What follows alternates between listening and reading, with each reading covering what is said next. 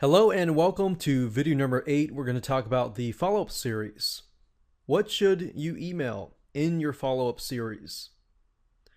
Well, you can provide more gifts and more training. Usually 4 to 5 weeks of training is good before you actually email out promotional offers. So basically remember, balance education, then promotion. Education, then promotion. Do it back and forth.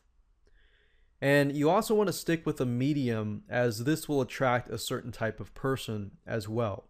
You can either do videos, you can do audio podcasts, you can do just plain text emails, but whatever you choose, try to stick with one consistently. So video, textual, or audio. You can do a video a week if you like to do videos and that's faster for you, or you can do textual, or you can do audio podcasts as well.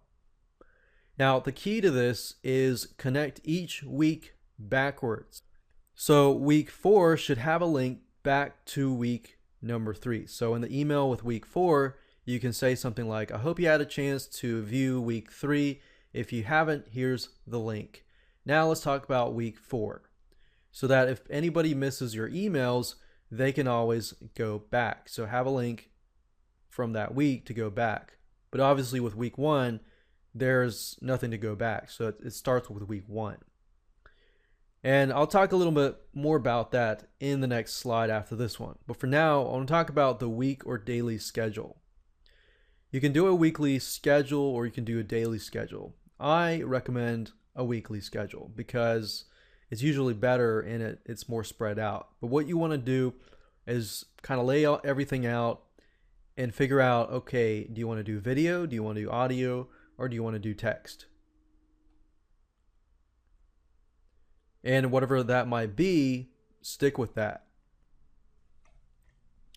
Now, let me help you out by giving you a sample email 1 and sample email 2. With a sample email 1, this is what I would write. This is basically the initial offer. I would say, welcome and thanks for signing up. Here's your gift. And then, of course, I would include the link. And then, of course, after that, I would say something like, next week, I'll be checking up on you with some more tips on X topic. Stay tuned. So this first email sets the tone for the future emails. Then, of course, we got sample email number 2. And I would say something like, I hope you enjoyed your gift, and if you missed it, here's your link. So I point back to the email number 1. And then I would say one way of using this gift is to increase X is blah. So that would be my tip for email number 2. And then after that, providing that email tip, I would say today I want to elaborate on this more, blah, blah, blah. So I'd elaborate on it more. And then I would set the tone for the next email and say, next week we'll discuss blah. See you then. So sample email number 3, 4, 5, and more would be basically the same as this format here. And what you're trying to do is you're positioning yourself as not just an expert or an authority figure, but as a friend as well, because you want to eventually gain trust, which eventually creates sales.